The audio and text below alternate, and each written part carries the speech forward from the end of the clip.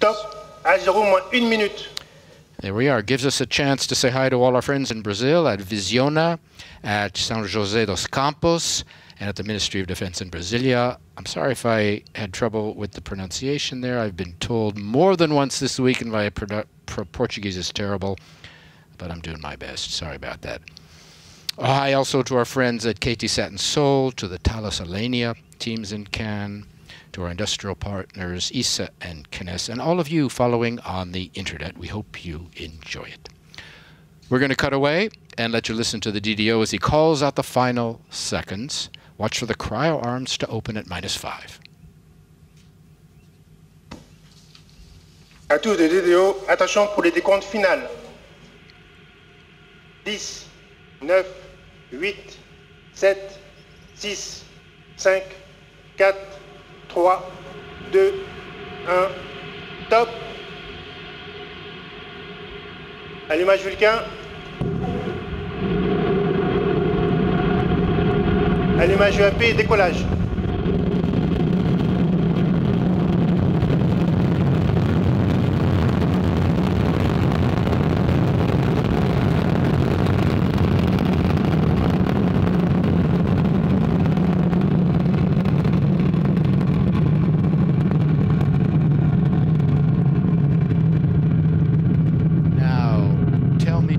Was that worth the wait or not?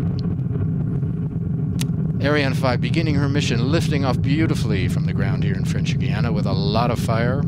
Beginning her mission, the 4th for Ariane Space this year, with her 2 new satellites for different regions, for Latin America and for Asia. Making her way up through the clouds, which have passed over us, giving us a great Les paramètres bord sont normaux. DDO says everything is well on board.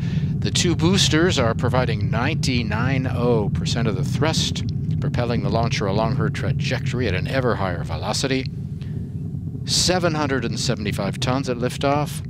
That's the total mass. She's burning 5 tons of fuel every second, 2.5 tons in each booster, and another 300 kilos in the core stage. Ariane 5 is now following the program in the onboard computer, which gives all the orders. The DDO says everything is fine on board. We're in the first of 4 flight phases. We'll describe each in turn so you can follow Ariane as she heads east across the Atlantic. Right now, the first flight phase, the single core stage engine and the boosters are burning. Boosters going to burn for another 20-25 seconds. Tous les paramètres bord sont normaux. Extinguished, and with the good viewing conditions, you'll be able to see those boosters flame out and even probably fall back from the launch vehicle. So get ready for that. That's quite a sight in about 20 seconds.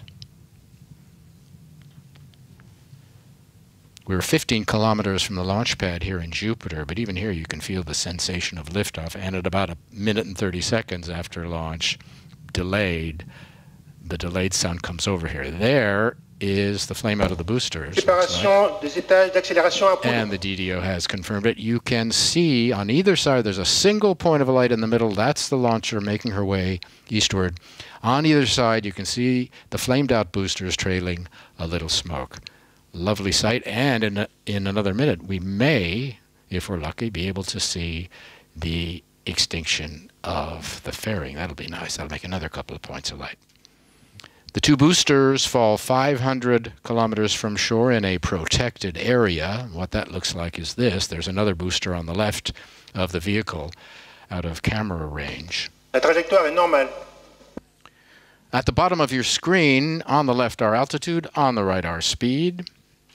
You can see that in 2 minutes, Ariane has already hit a speed of over 2 kilometers per second.